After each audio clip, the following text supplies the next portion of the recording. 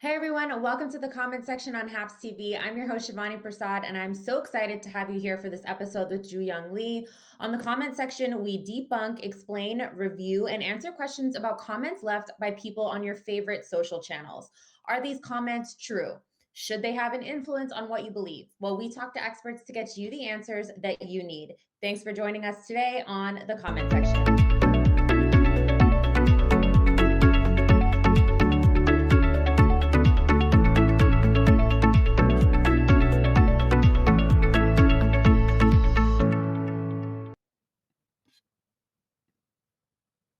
So today's topic, one that is close to home, literally and figuratively, does Toronto have a gun problem?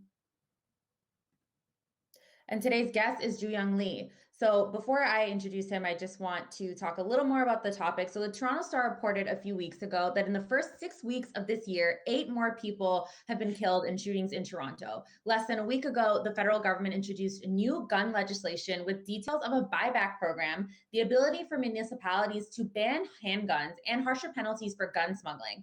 Today on the show, we'll be discussing this new legislation and, of course, some comments that came with this announcement. Here to discuss this with me today is Ju-Young Lee. He's an associate professor of sociology and faculty affiliate in the Munk School of Global Affairs and the School of Cities at the University of Toronto. He researches and writes about gun violence, hip hop, and health, and is the author of Blowin' Up: Rap Dreams in South Central, which won the Cooley Book Award. He has bylines in the New York Times, Vice, and the Globe and Mail, and regularly appears on the news to speak about these matters. So I'm just going to click Ju-Young into the program. Thanks so much for being with me. Thanks for having me, Shivani. Okay, so really quickly, we're going to just go through these comments and just read them so everyone can see what we're talking about. I'm going to just put it fully on the screen here. So this Right. one, quite intense. This was on this was underneath a video of the Prime Minister announcing this new legislation, and Yeah. says this is part of the SHICOM takeover of Canada. Canada does not have a legal and law-abiding gun owner problem. And the next Yeah. one that we found, completely on the other side. Good. After witnessing countless mass shootings events in the US, anything we can do in Canada to ban AR-15 style rifles, launch buyback programs, and give cities the power to ban handguns is badly needed. The majority of Canadians want this. So before we discuss this in any detail, I want to ask you, as someone who obviously studies this topic, I'm not someone, quite honestly, that's very well versed in this in Canada. So I know more about gun violence in the US since I've spent the last 5 years living there. hmm So could you maybe give me like a really brief summary of the current state of gun violence in Canada? Okay. Yeah, totally. So Canada is safer than the US, and I don't think that would surprise anyone. The firearm death rate in Canada is 2 per 100,000 population wise, and in the US, it's 11 per 100,000. And that's factoring in suicides and also homicides. And so I think a lot of times in Canada, people look across the border, they look south of the border, and they say, wow, we're doing a lot better than the United States. So everything is great. But if you look comparatively across the globe, Canada is not doing as well as we probably should be doing. For instance, amongst OECD nations, which are basically wealthy countries that are part of the Organization for Economic Cooperation and Development, Canada is fifth highest for gun violence. So it's safer than the U.S., but it's not as safe as places like Japan, Korea, Portugal, Belgium, Denmark, Norway. There's a lot of other wealthy countries in the world that are doing a lot better than Canada. So I think part of this discussion, around gun violence has to move beyond this idea that, hey, let's pat ourselves on the back because we're doing better than the US, because Canada still has a lot of room for improvement. Yeah, and I think that's true with a lot of different policies in a lot of different sectors. We do pat ourselves Mhm. on the back a lot because we compare ourselves, but realistically, there's so much more that we could be doing. So we're going to talk about this first comment here. Yeah. Now, obviously, this is quite an intense comment, but the hmm person is claiming that this is just Canada wanting to exert more control of its citizens and that we don't have a gun violence problem in Canada. Do you Right. believe those two things? I would love to hear your thoughts. So first of all, I had to reach out to you because I didn't know what Chi-Com was, but then I looked it up and it actually makes a lot of sense. So a lot of times Chi-Com refers to Chinese communism or Chinese communists. A lot of times when amongst the right wing, whenever the government proposes even modest regulations around guns, there's this fear mongering. There's this sense that like this is the first step in this dystopian slide toward us losing all of our freedoms. Right. Um, and that's really not the case with this bill or other subsequent bill or previous bills, I should say. This bill includes a provision that would enforce or enhance security at the border to stop trafficking across the border. And I'd say most gun owners and most non-gun owners in Canada are in support of that.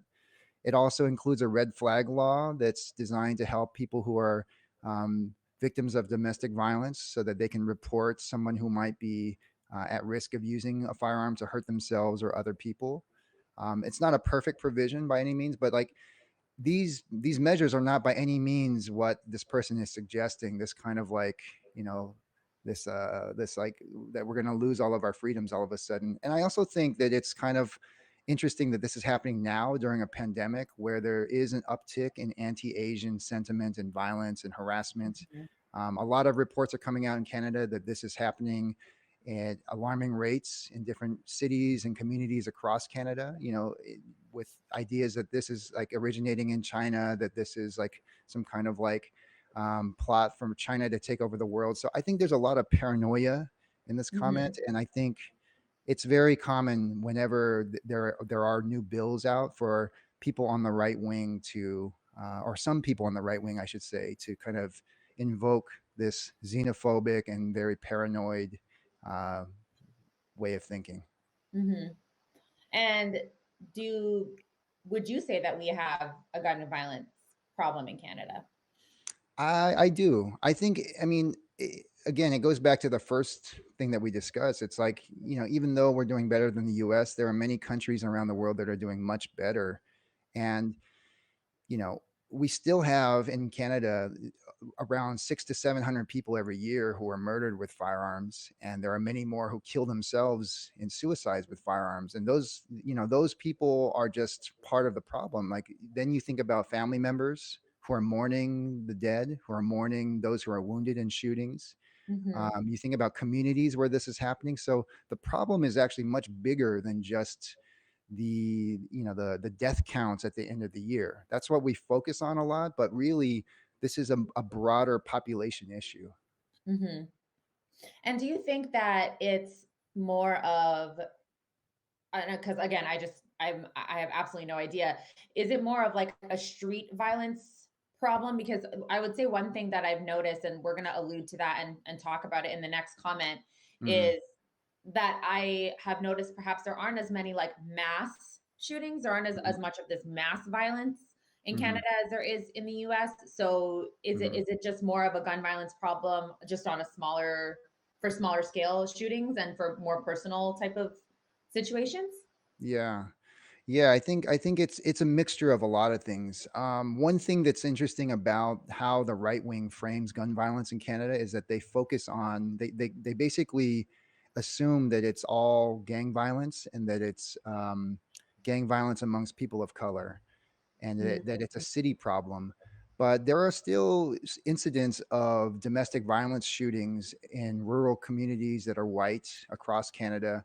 There Right. are, the mass shootings here aren't quite as big, but there still are mass shootings. A couple Okay. summers ago, there was a string of rampage shootings where two teenagers were kind of like in the wilderness in Western Canada, just like killing people on the sides of roads, roadside killings. So like, Wow. crazy stuff is going down here with guns, and there definitely is a problem. It's not as bad as the US, but I think we gotta step outside of the US as a benchmark for progress.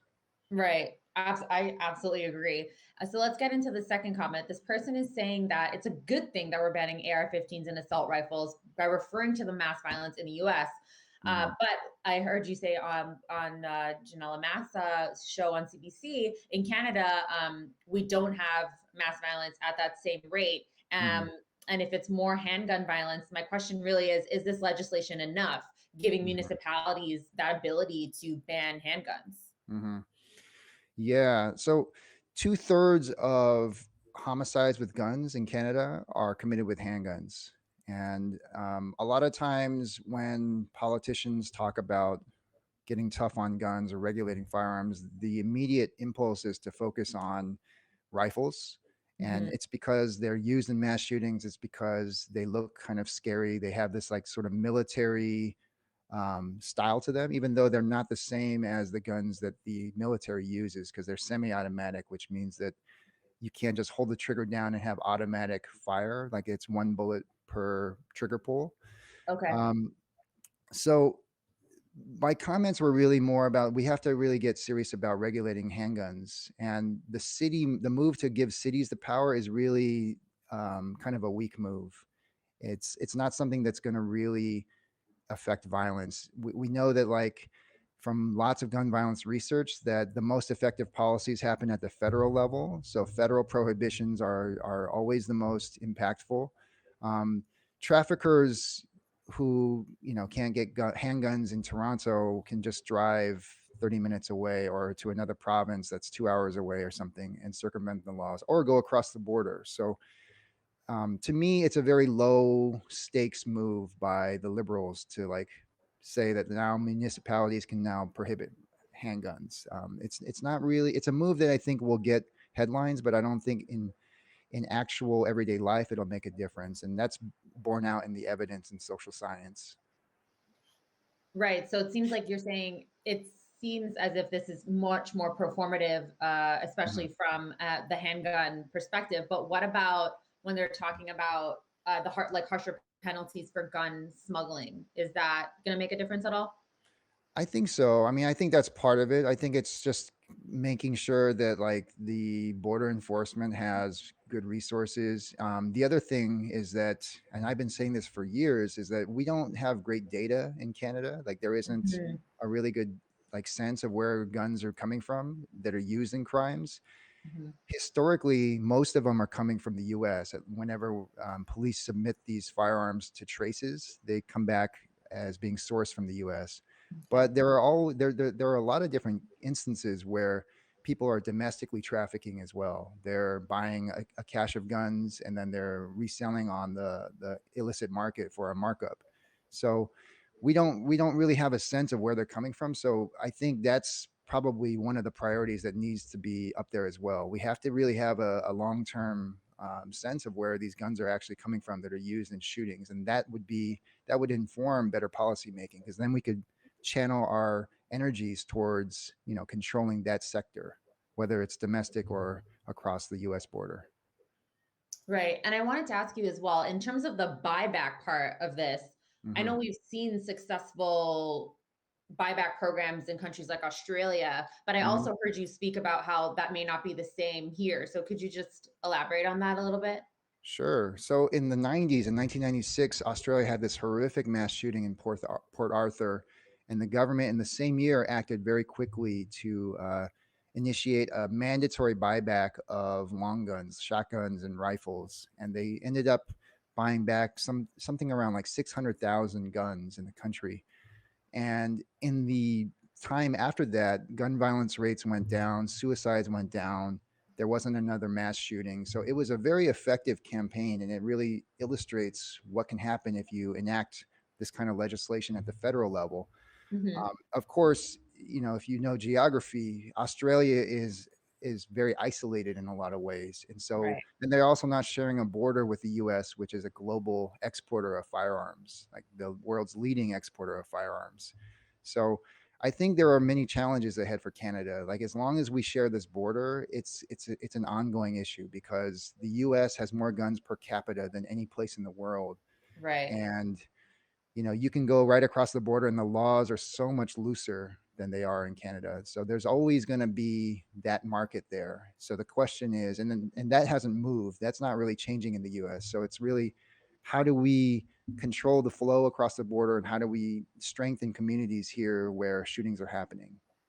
Right. And we have a question here from Mark Goldman in the comments. As you probably know, the right to bear arms is a part of the US Constitution. Does Canada Mm. have similar rights built into their governing framework? No, so Canada doesn't. There are laws that permit people to have guns, but that's the key difference. In the U.S., it's literally in the Bill of Rights. It's like a sacred right, at least in terms of the letter. Mhm. Here, it's not the same, even though people on the right wing invoke that language quite a bit. We've seen in the last handful of years a lot of these gun groups invoking the same kinds of messaging that the NRA has used effectively in the US for many generations.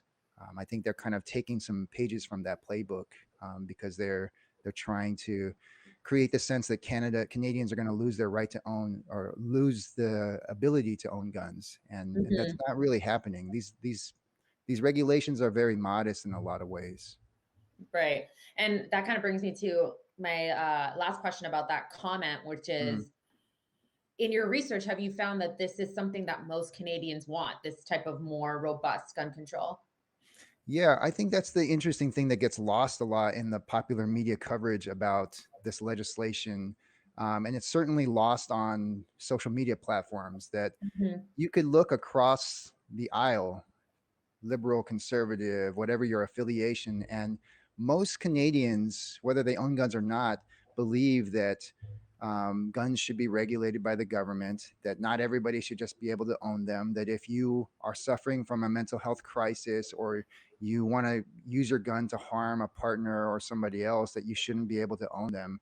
It's the beliefs around firearms in Canada are much more reasonable in a lot of ways than in the U.S., where I'm also from. Right. And like, yeah, like in the U.S., there are people on the right wing who oppose legislation that would have prohibited people who are on no-fly lists from not getting guns. Like they were like, that's an infringement on our rights. So like if a commercial airline says you're too dangerous to fly because we suspect you might have links to a terrorist group, most people would say that's pretty reasonable that you shouldn't own a firearm. But there are a very strong contingent on the right wing who said that's an infringement on our rights. And I think in Canada you would find pretty widespread support of a bill like that. Right. I So guess now I that kind of makes sense considering so many right-wing people are on no-fly lists, or are considered, insurrectionists. Perhaps they yeah. want to be able to take their guns with them. So my last question is really, what do you think, as someone who really studies the sociology of this issue, what do you Mhm. think is the best move going forward to fight gun violence in Canada? Because we know that this legislation isn't necessarily the best move, right? Right. Um, so as somebody who has a background in health research, I always look upstream. I'm always thinking like, policing is an important part of the problem or solution, but policing also is basically the last resort. Like, why do we wait until people are getting shot, people are going to the hospital, kids are getting buried? Like, why do we wait for all this bad stuff to happen? Why not create a society and strengthen communities that are vulnerable? Why not put in place better access to education, better healthcare? In Canada, there's this idea of universal healthcare, but people here don't have access to long-term counseling or mental health care.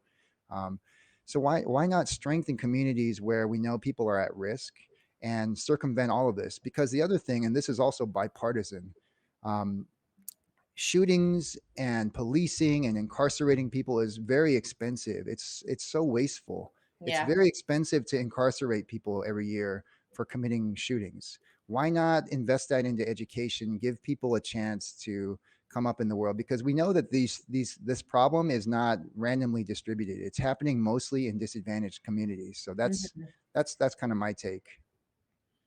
Right. So is it about necessarily reallocating funds to ensure that those things happen? Because I can definitely tell you as well, as someone who's Canadian but has spent a lot of my adult life in the US, that Hmm. you're absolutely right. Like, it having universal healthcare is great, but there's a lot of other things that we don't have that many other Hmm. countries with universal healthcare have. For example, universal contraception, Yeah. or you know readily available access to mental health services. Like Yes. it's also just like not clear. Like when I Right. started going to therapy in the US and talking about it, the amount of Canadians that message me saying like, do you know therapists in Canada? Do you know where I can go? Do you Right. know any resources? Like it's just not there, the information is just so not out there. So that's Right. absolutely a problem as well. Thank you so much for being on the show. I'm so grateful to have you, especially with your expertise in helping me dissect these comments today. I want to make sure everyone knows where they can find you. So you can follow Ju Young on Twitter. I have his handle right there. That's Okay. correct, right? Is that the right Yes, one? that's me. Okay. All right. Perfect. Well, Yeah, thank you thanks so much for so, having me, Shivani. It was a yeah, pleasure. no problem. Thank you so much. All right. Don't forget, you can always send any comments that you want to discuss on the show by DMing me on any platform. The comment section is live every Saturday right here on HAPS TV. Thanks for joining us from Mississauga, Ontario. I'm Shivani Prasad.